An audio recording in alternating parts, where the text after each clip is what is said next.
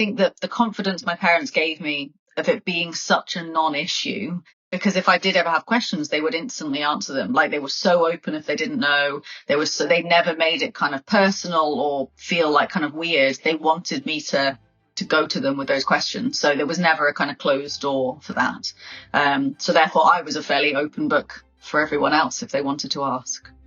From our Building Your Family community, this is the Building Your Family podcast. I'm your host, Lisa Schumann, author, researcher, and reproductive medicine therapist. As the leading destination for support and education for people using reproductive medicine to grow their families, we cut through the noise to provide you with research-based information, effective and actionable strategies, and the support that you need to feel better so you can get into the driver's seat of your life and build the family of your dreams. We look forward to seeing you inside.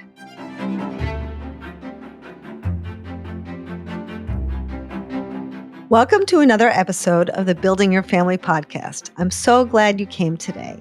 You know, if you've been following me for a while, then you understand how I feel about research. It's really important not just to take one person's opinion about anything, but particularly with donor conception, I think there's a lot of confusion out there about how people feel about being donor conceived, how people feel about raising donor conceived children, and all sorts of things like that. And so I think it's really important to make sure that you hear a variety of voices on the subject. Today, I'm going to introduce you to someone really special. Her name is Freya Lyon, and she is a donor-conceived person and very, very open about her donor-conceived status and how she grew up and how she understands it and her genetic relatives, and also is a mom. And so I think it'll be fascinating for you to hear her story and to understand one more voice of somebody who's been donor conceived and also has children. So welcome, Freya. It's so nice to have you here. No, thank you for having me. So why don't we start at the beginning? I know that you were raised donor conceived and you knew from the beginning, and you have moms who are queer, and you had from what I saw, you had a very lovely connection with your non-genetic parent, which I think a lot of people in our community worry about that. How is someone going to connect with you if you're not connected genetically? How is that going to happen? So why don't we start there? How did that experience evolve for you, understanding your donor conception and how your relationships evolved? Yeah, so my mum's conceived me in the 90s. So I was born in the 90s in London. They sort of had been together a couple of years before they decided they wanted children. Because of the way the laws worked, my biological mum had to go through it like a single parent, essentially, with the clinic. So my non-biological mum actually has no legal link to me at all. She didn't adopt me in the end because they ended up separating, I think, the year after that they changed the laws, and she could have actually adopted us. Wow. But it's made absolutely no difference, really. So she's very much my mum. I grew up probably a lot closer to her than my biological mum, and then my sister, who is a whole sibling, so the same donor, she was a lot closer to our biological mum. So just in terms of our personalities, that's kind of how we ended up drifting. And she's been my best friend since birth, my non-biological mum. She's who I ring for everything. Still now, I'm 30 and I call her for everything. If I don't know how to do something, she's the person I ring. I've always known I was donor conceived. I never had a conversation as such. That wasn't something I remember sitting down and doing. They kind of had it as an ongoing in the background chat. So I never really have a memory of finding out. It was just that I always knew that was part of my story and our story as a family. So yeah, it was very casual. I never had sort of a big realization as such. So, I think this nature versus nurture question is so big in people's mind, particularly if you're starting down this path of donor conception, and particularly for people who can't use their eggs or sperm, or they feel like they don't want to for whatever reason, and they worry, how is my child going to feel about me? And am I going to have that connection with them? And are they going to have that connection with me? And it sounds like you've had all of these different experiences just in one family where you have a genetic sibling, fully genetic sibling, right? Yeah. And one of you is closer to one of your parents and one was closer to the other, which is very natural in most families, right? We all have different Yeah. personalities. And so I think it really speaks to this idea that, you choose whoever your temperament chooses, right? We gravitate to people who we have complementary relationships with. And so the genetics play some role, but also nurture plays quite a role. Yeah. Yeah, agreed. So, how, as you were growing up, did you feel about being donor conceived? How did you talk about it or not talk about it with your friends? I know in the 90s it was probably quite different than it is now. But how did you feel about being open about it or not being open about it? I was very chill about it, really. Like it was so commonplace for me because that was just, it had never been, I never viewed it as being different. My parents found a really good community from the moment that we moved. We moved from London to Brighton, which is a very open community in England. It's known as kind of the LGBT capital as such. It was already very queer in the 90s. So we found like a Rainbow Families group from when I was really small. No. So we were with kind of other families straight away. So I already had kids around me that had two mums, two dads. They had that kind of family dynamic. And then in school, even in the 90s, there was a little boy in my class that also had two mums. And I joked with someone the other day, I said, actually, his mums were way cooler than mine because they would pick him up from school in like an orange camper van that had flames on the side. So Oh I was my very gosh, much that's great. not on my own in terms That's of that. fantastic. They were brilliant. But then as I got older, there kind of started to be a few questions, definitely in secondary school. And it was that kind of, oh, well, where is your dad or who is your dad? Because it was something I talked about fairly openly at home and it was really never treated as being like, this makes you different. I was really kind of like, well, I just don't have one. Like he's not on the scene. He's a donor. And I ended up kind of educating people that had no clue what that was. So I'd kind of hold almost like seminars at lunchtime with like kids that had questions and didn't Oh really my know how it gosh. worked. So I was really kind of like, you know what, if you don't know it, we'll sit and talk about it. I think I had the approach that I'd rather they learned from me rather than being rude to the next person that they met. So I was really open, really chatty about it at school. And I remember that I was so open that I think we then had a conversation in like a religious studies class and the teacher was anti-IVF, which now I look back and go, how was she a teacher? But she was quite anti-IVF and someone kind of stuck their hand in the air and said, well, Miss Freya wouldn't be here if IVF didn't exist. And so all the kids in my class kind of knew that that was my story and sort of had my back after a bit. So it was, yeah, I think that the confidence my parents gave me of it being such a non-issue, because if I did ever have questions, they would instantly answer them. Like they were so open if they didn't know. They never made it kind of personal or feel like kind of weird. They wanted me to go to them with those questions. So there was never a kind of closed door for that. So therefore I was a fairly open book for everyone else if they wanted to ask.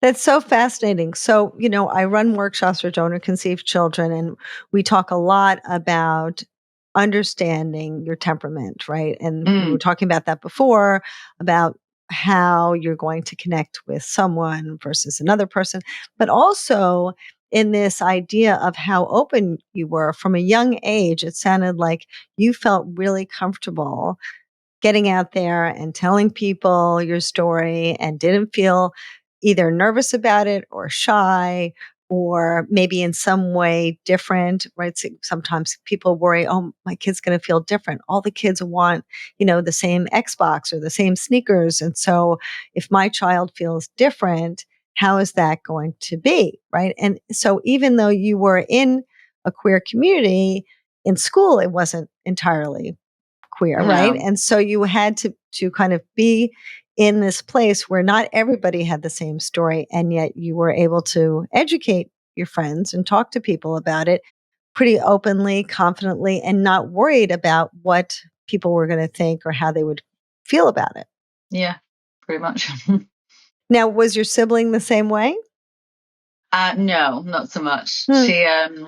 She kind of, because I think neither of us were, we didn't, as much as it's so much of my life now, when I talk about donor conception, it wasn't really. As I grew up, I didn't sort of have much of a burning desire to know more about my donor or donor conception. So it was just sort of telling people that was my family setup. I'd almost kind of done the job for her, really, because she's my younger sister. So she kind of would then join the school and everyone knew, oh, that's, what their family is. And I think that because she had a lot more of a sort of bond with our biological mum, my mum was my mums were quite different in terms of temperament. And when they separated, they had quite a different approach to sort of what they did with the rest of their lives. So that's affected how we kind of treated finding siblings and things like that, because as we grew up, we took quite different approaches to expanding our family. I guess I was quite eager to know more as I got older, whereas she was kind of content with what we knew and what we had with us. So we did not take the same paths in terms of finding out more as we got older. It's so interesting because I see that so much, and we've seen this on this podcast where we've interviewed so many people who they and their siblings have not taken the same path. And so when people would approach your sister, for example, and I don't know if you know the answer to this, but if somebody would approach her and say, "Where's your dad?" What do you think she would say in that circumstance? She would be kind of similar to me, and she'd just say, "Oh, I don't have a dad." She just, we don't have a dad. My parents used to donor, but I know that she never really encouraged the conversations as such on a wider basis. I know her friends were all fairly like aware of that and things, but the later down the line that we got, when we were having to do a bit more digging or finding those relationships with half siblings, she very much took the kind of, I would pass everything on to her. So I've always been the spokesperson at the front, and we talk about temperaments. That was probably the one I took, in terms of I was always the bossy older sister anyway, so I took that role happily. And she's always been the kind of approach of, well, you can tell me everything and give me all the information, but I won't do any of the kind of, I won't be the one at the front of all that. So we kind of settled into that as we got older. And actually, interestingly, when I found half siblings that are in sibling pairs, it's been exactly the same. There's been one of them that will do all of the leading and the conversations, and the other one that will just get told everything. Mm-hmm. And it's been exactly for three. We've got 3 sibling sets so far of couples, and it's been the same. Really? So it's really, really interesting. Really fascinates me, kind of, if we look at temperament and things like that. I've always found my match with one of them, and then there's always been one that's taken a bit of a backseat, and I don't know as well. And I think that really speaks to the idea that we all, as we're going down this family building path, we want to do the best thing we can for our children, and we want to kind of anticipate their needs. And I think that's why people are so fascinated about these stories, because they want to understand, what can I do for my child? How do I understand them? But the truth is, we can't control what our child's temperament's going to be like, right? We have no control over it, right? They may be a shy person. They may be somebody interested in their story. They may be somebody not interested in their story.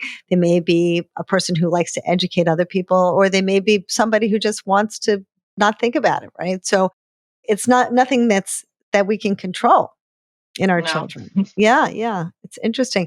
And so both of you, as you were growing up, you kind of went down these different paths of telling or not telling so much with people. Yeah. And then as you got older, how did you start to think about, I want to meet genetic relatives? So we'd always, growing up, had talked about half siblings quite a lot with our parents, because we knew, and they were very open about the fact that the donor they used had lifelong anonymity. So they said that's going to be unlikely, or, well, actually, it was never unlikely. They just said you'll never meet him. And they did express their regret on that, especially my non-biological mum. She said she found that really hard to know that we weren't going to find him or find out where we came from, and she didn't like that. But we always knew that siblings were a possibility that we would find, because we knew at 18 I could sign up to the donor sibling link with the HFEA. So I had that very much as like, at 18 I will find half siblings. And we always talked about what they might be like and what that relationship might be like. And at 16 I got my letter that said how many we had and the genders and the years they were born. So we had we had an idea that I was one of the oldest, because 1994 was the first year, but there were like 6 of us born in that year or something. They were quite a lot, a bit less. And my sister was the very youngest because only one child was born in 1998. So we knew that it spanned 4 years. There were 15 of us in total, mostly girls, less boys. So we kind of had those ideas in our head. And at 18, my mum said, okay, I'll send off to the donor sibling link. You know, she did all of that for me. And then nothing happened because I knew I was one of the eldest. I was probably one of the only to turn 18, and I had to wait for all of the rest to turn 18. So we kind of forgot about it a little bit. And then years went by. My biological mum died quite sort of suddenly and unexpectedly when I was 21. Oh my God. So I didn't. Awful. Yeah. And it was I was still so young. I was, 21. My sister wasn't even 18. So it was God. a lot for us to find our way of moving forward. And our grandmother died a few months after that, and she was my mum's mum. So in terms of biological family, we had a lot that had gone very fast. So we had such a big adjustment that we didn't really think anymore about half siblings in that moment. And then really out of the blue, in the same year that my mum had died, I got an email saying there's been a sibling match with the donor sibling link. So I had to have an hour's counselling on the phone, and I had to talk to my sister a lot about it because she didn't get any of the counselling because she was considered to be underage. She was 17. Mm-hmm. So I was doing all of it again. I was back in the sort of spokesperson seat and having to run that. And then I said, yes, I'd like to connect with a sibling. It very much came out of the blue, even though I'd waited for so long. I'd actually started to doubt if my mum had even done it, if she'd actually sent off the information. And then when she died, I went, I have no idea where to get my donor number. I don't know any of that. And I kind of thought, that's it. I've got no chance now. I remember looking online and it got really confusing with the HFEA and I just had no idea what to do. So it was really lucky. It got sent to an old email address and everything. I didn't even have access to it. And I randomly logged on one day and found it. So it was very out of the blue, even though we'd been waiting for it for a long time. And then had to navigate kind of finding them. And it came, we thought it was one sibling, but like us, it was a sibling set. There were 2 of them. So suddenly 2 people in our lives that were related to us. And I think they were both, one of them was 6 days older than me. So it was very much like these really are our peers. They're sort of, that was a lot. And I discovered that I moved up north when me and my wife got married, sort of about 5 hours away from where we grew up. And suddenly these siblings lived down the road, basically. They were in the town along. So suddenly I was like, we could go and meet them for coffee and all of this. So it was quite a slow process of getting to know them and find out who our brother and sister were. And it was harder than we thought it was going to be. And my sister found it really hard. She ended up she didn't meet them for a really long time. She doesn't talk to them really on a daily basis, whereas I've got quite a fairly close relationship, at least with my half sister. We really, again, took quite different approaches. I think my sister joked that if any of them have got like different political views, she didn't know how to get past that. And we kind of went, well, we'll just have to figure it out. But then suddenly it was quite real. And it was around the time of the election in the UK. And so we were looking at these people's Facebooks going, do we have anything in common? Like, what if we don't align at all? So, adults bringing adult baggage to relationships is really, really hard at first. Yeah. That's fascinating. Yes, because you were raised in different families, different environments, and it's impossible to know, right? So many people say, well, if I meet a donor sibling, I just imagine that person will be like my twin and they're going to be exactly like me and we're going to have the same tastes and things. And that's, a beautiful sentiment. But, even our full genetic siblings, we don't always feel the same way about things, right? And so if you're raised in a different family and you may have a different temperament and you may look different, there's no telling, right? We don't know. No. Right. And so when you started this process, and it's so terrible about your mom, I'm so sorry. It's so young to go through that. Terrible. I guess you were starting to feel like you wanted to meet them. Did you feel like as you were going through this process, like, I wish I had met my donor siblings when I was younger? Or do you feel like you're glad that you were 18? No, I wish I'd met them younger. It was one of my first thoughts, I think, because we really did realize how much baggage we were bringing as adults. We were like 21 and suddenly launched into relationships with siblings and we didn't know even though we'd had the counselling and they, tried, I guess, to set us up for that. And we'd had all this talk about what if we don't get on and what if we want different levels of contact. But then suddenly it's a real person in front of you. And we were sat sort of scrolling. Me and my sister were on the phone looking at their social media and kind of we opened a video and my half sister was laughing in it and she has the exact same laugh as me. And we had like the same pitch of voice and everything. So we sounded the same, but with different accents. It was really, I thought that I would be more relaxed about it. And then suddenly they were real people in front of us that were genetically related to us and we didn't know. And I wished that I'd met them younger. And I think I didn't let myself acknowledge that for quite a while. And it was probably only when I had my own children and we were talking about, well, when do we want to look into their half siblings? Because they're donor conceived. So do we want to be doing that, earlier, whatever? And I remember saying, oh, well, I found mine as adults, so they can do it. And then I suddenly went, yeah, but I didn't like that. I hated finding mine as adults. That's been so hard. And that changed how we then approach siblings with our kids, because I was like, actually, if I could make it any easier for them, I'd like to be able to try. Yeah, but I didn't let myself really realize that for a long time, I don't think. And why do you think that is? I think because it was quite hard to accept that maybe there was something I didn't like about how my parents did it. I mean, they had no options, though. I wasn't ever sitting there going, my parents did it wrong, because genuinely in those days, they didn't have an option for anything else.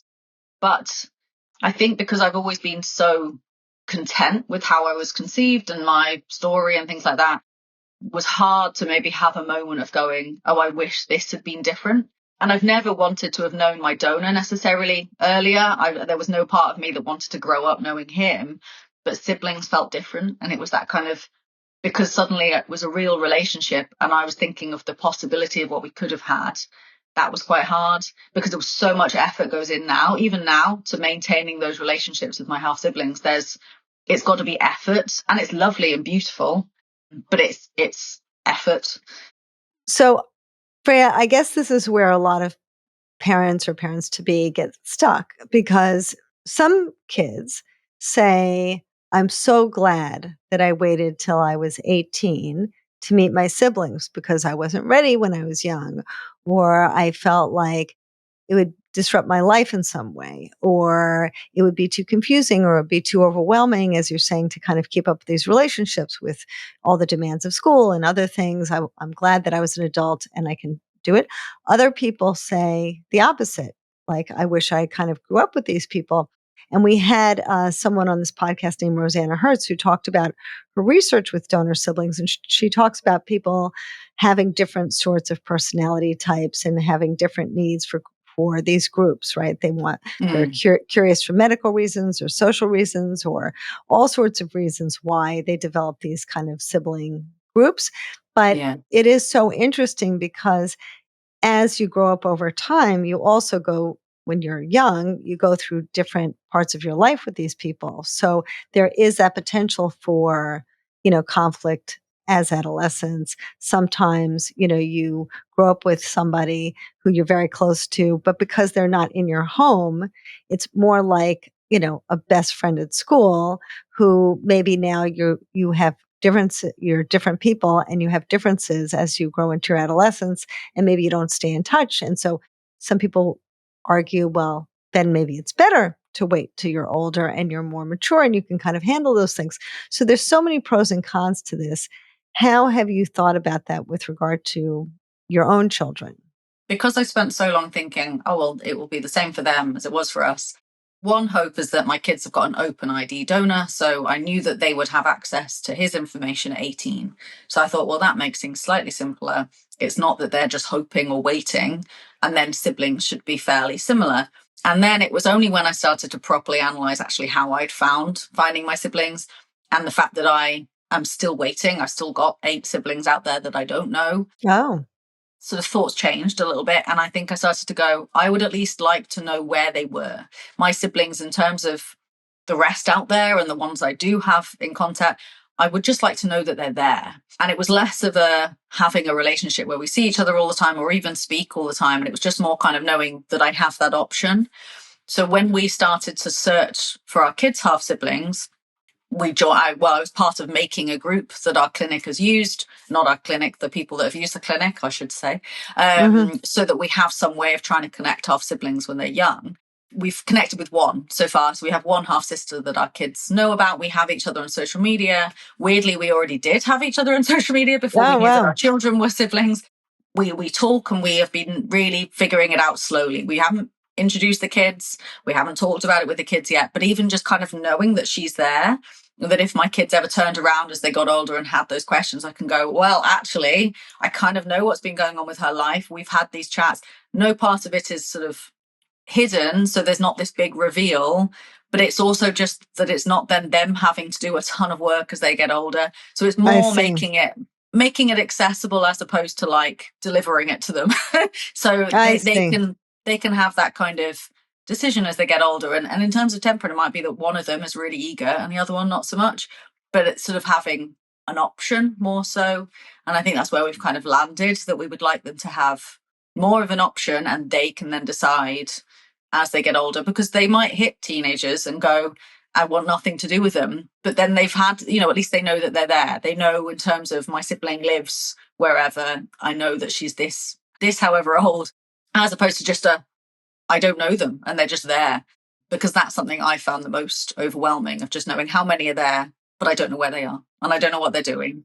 So Freya, for you, it feels like there's kind of this sweet spot for you. So it's not about necessarily trying to attach your kids to these other donor siblings or staying away from them. It's about giving your children the choice to connect with them or not, and making it easy for them. And that's where you've found that you may have liked, if you had the possibility, and I know things were different back then, but if you had the possibility to do that, that would have been nice for you, just being able to feel like you have that control, be able to feel like you have that sense of agency and you can do what you wanted with communicating with the donor siblings. And I think that that's really so valuable, just kind of to think about the whole idea of how people connect, because, in adoption years ago, it used to be that way where you couldn't connect with people who were genetically related to you. And now adoptions are all open in the US. And so it would be impossible to think, well, I can't contact, my birth mom or my birth father.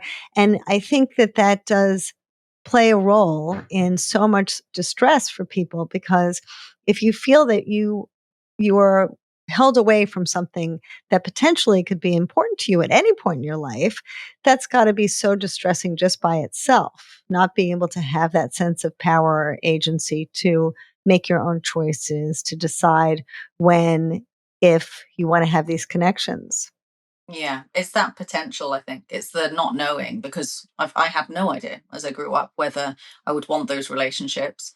And now I'm in contact with 5 of my half siblings, but I probably have regular contact with 2 of them. And the other 3, it's more that I know they're there. We have each other on social media. Again, it's that kind of, we're there, we're in each other's lives, we know we exist, but I'm not sort of feeling like I have to maintain that, because I just know that they're there. So it becomes down to that choice of temperament and whether we get on. And I kind of call them a little bit like they're my cousins. That's what it feels like. I'm very fond of them, and we definitely have that bond that we're related, which is really hard to describe.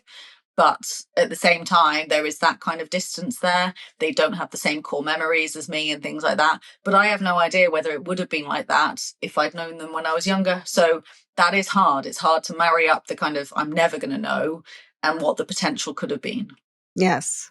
And then I have no control in it, right? That I have no control. And in the US, we're not far along like you guys are in the UK, but we're moving further along in this process of developing more openness in donor conception. And so hopefully people will have more of a sense of agency and be able to kind of chart their own path and what it means to them. Yeah. So hopefully we'll get there. Imagine your beautiful future. You're snuggling with your child. You feel so connected to them. Your friends and family are so happy, and you have everything that you've ever wanted. I want this for you too, but I want more than that. I want you to feel secure knowing that you've made the best decisions, not just short-term, but long-term for your future family. Wherever you are on your journey, Whether you're choosing a donor, choosing a clinic, learning how to talk to your donor-conceived child about their origins, all of these decisions will have wider implications for your future. And I want you to have the right resources so you can feel empowered and confident at this very important time in your life. That's why I'm so excited to introduce you to Building Your Family. It's the only expert-guided platform designed for parents and parents-to-be using reproductive medicine. We provide unique strategies that you won't find anywhere else to make your path to parenthood smoother and more informed. And that's why our approach is about offering practical and actionable steps that you can use right now.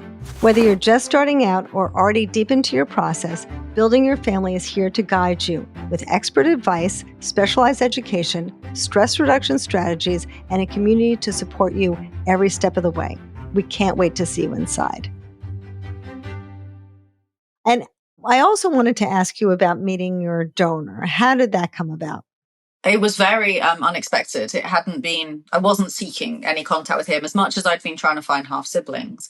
I never really gave much thought to finding my donor. I didn't think it was possible. We knew that he could remove his anonymity if he wanted. That's something that the HFEA brought in like 2005, I think. So he could do that. But I also knew that that was not advertised, and he probably didn't know that because he probably hadn't thought about it. So when I then did a genealogy test years ago, I did one of those MyHeritage ones when they first came out, and it was like, 23andMe style. But I only did it. My non-biological mum got it for me as a present so that I could try and learn a bit more about where I came from. So in terms of like actual, countries wise of what I was made up of, because we love talking about that, and sort of, she never knew. She always said she held me for the first time when I was born and looked at me, and she looked at my eyes, and she sort of said, when I smile, or they crease up, and she said she was convinced that I must have something like Asian in me. And she was always thought it. I have nothing of that. But when we did that, it was really nice to kind of know a bit more. Nothing came of that. I didn't have any genetic matches or anything, but it's just sat there on the system for years. And during COVID, I ended up doing a bit more digging into family tree stuff. I was pregnant and sat at home doing nothing else. So I ended up connecting with someone that was a second cousin in America. And he said, why don't you put your sort of details onto GED Match, because you can upload it from the ancestry kit you've done. So I did that. I didn't really understand it. And it connected me to another second cousin who was also in America. And I emailed the person, and it was a woman who was the parent of the second cousin. She said, I think I know who your donor is from looking at, she was doing a family tree. And I was like, how? You're in America and you're apparently the parent. I was like, I don't think she knows. But then I didn't hear from her for ages. So I left it. And then when I was about 3 weeks postpartum, I was sat up in bed doing a night feed, and I got an email. And it was her again saying, I was right. This is your dad. I sent him a testing kit to confirm it, and it's come back as a paternal match. So there you go. Wow. And just gave me his details. Completely unexpected, not what I'd been looking for in any way. So I suddenly had to kind of navigate what I wanted to do with that. Yes. And when I sent the email, the next day, I nearly did it in the middle of the night, but I did wait till the next day.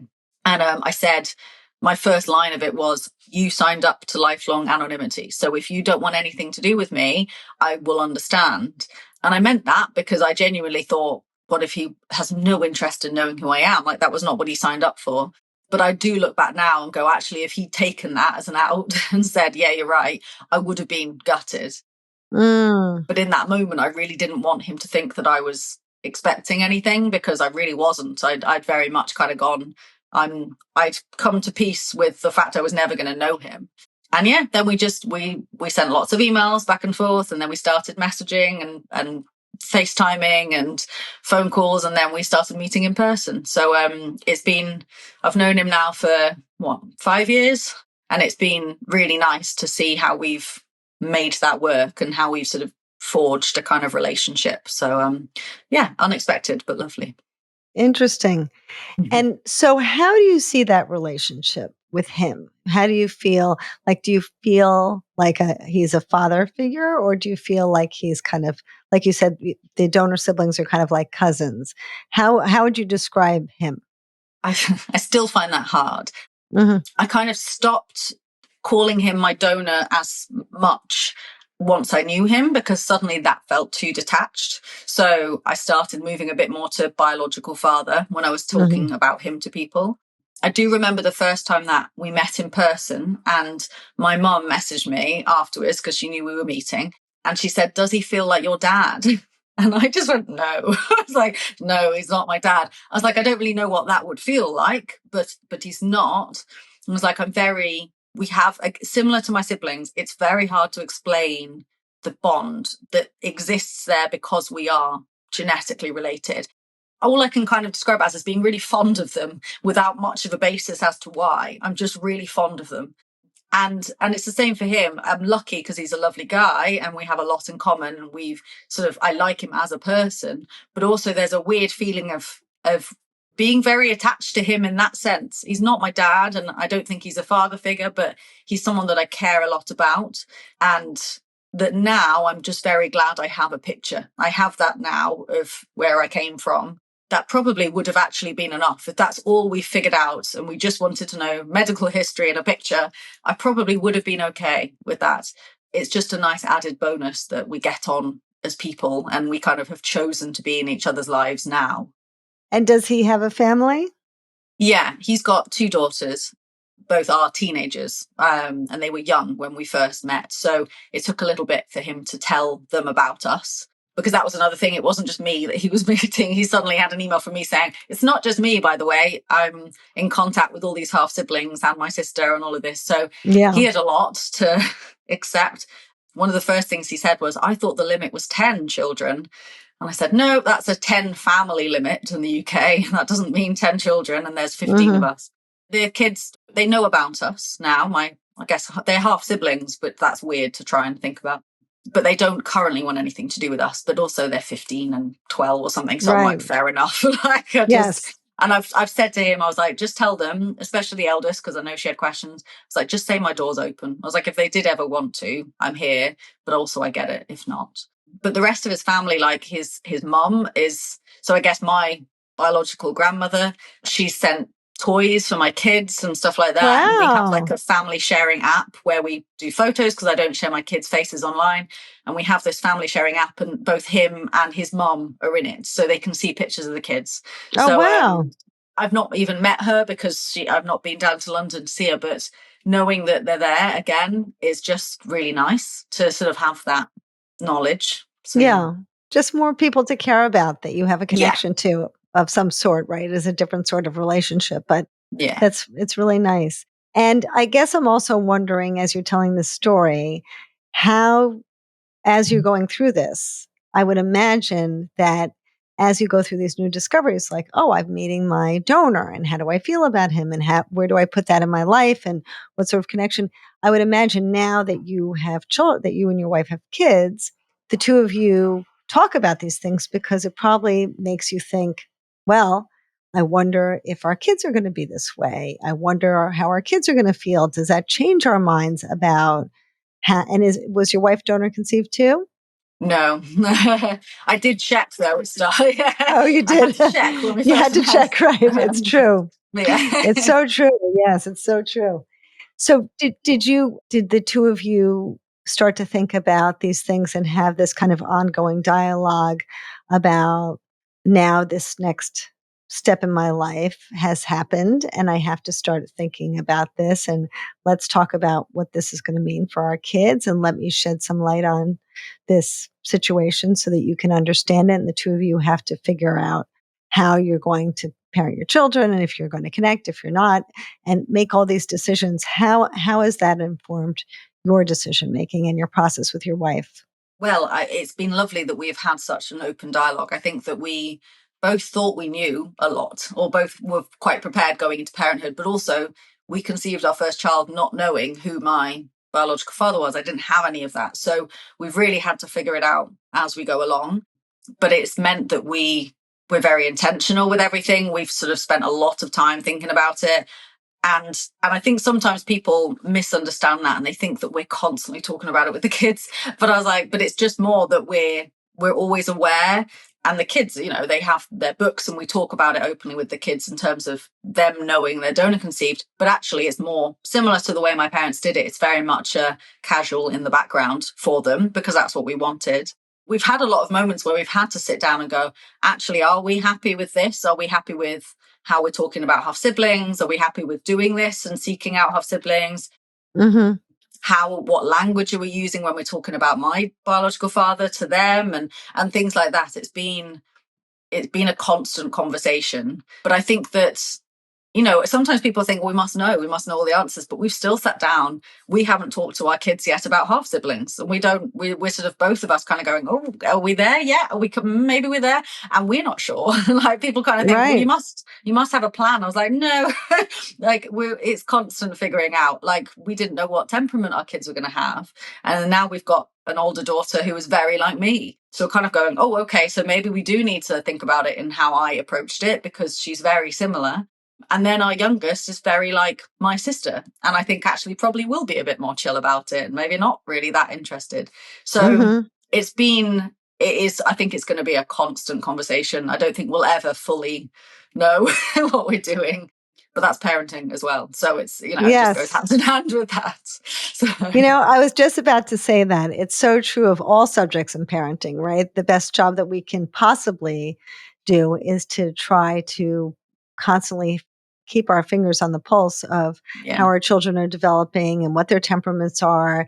And, I just saw, I don't know, something online where they said, if you want your child to be a certain way, then you may not want to have kids because it's not Build-A-Bear, right? Like you have to decide that you're going to embrace your children for who they are and love them for who they are and just watch them evolve and try the best you can to meet their needs and see them for who they are. And so, my hat goes off to you because that is a big, challenge in parenthood in general. And you're also taking it on in this subject, which, has a whole range of issues and there's nothing really fully known about it. People are so different and the research is constantly evolving. And so I think it's wonderful that you're out there talking about it, Freya. And I completely appreciate your sisters not wanting to talk about it, but I'm very grateful that you are talking about it at the same time because it's great for us to have these conversations so that we can get good information out there.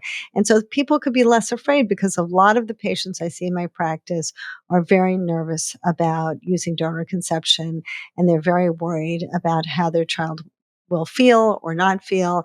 And so I think you've really helped us today shed some light on some of these really important topics. So thank you very much. No, thank you. I think, removing that fear is like the first step, I think, for a lot of people. And once that is kind of slightly down and the defenses aren't quite so high, it's much easier to be able to actually look at how, okay, so what conversations do we need to be having? And am I already on the back foot so with this? Like, how do I get myself in a place where I feel confident to talk about things and stuff like that with my kids? So. Absolutely. Well, thank you so much for coming. I really appreciate your time and your effort. And where can people reach you? So I'm on Instagram. I'm the Queer Mama on Instagram. I'm on TikTok as well on the Queer Mama. So both of those talking about all things donor conception, queer parenting. I'm hoping quite soon to try and do a little bit of a Q&A with me and my donor. Oh. He's become quite interested in talking about it. He went on a radio show recently and he's done a podcast as well. So he's following in my footsteps and talking about that, about sort of finding all of his offspring years later. So yeah, we're constantly trying to find ways of helping parents to understand a bit more about how their children may feel, or just, not being quite so scared about it as well, and just having that open door, I guess.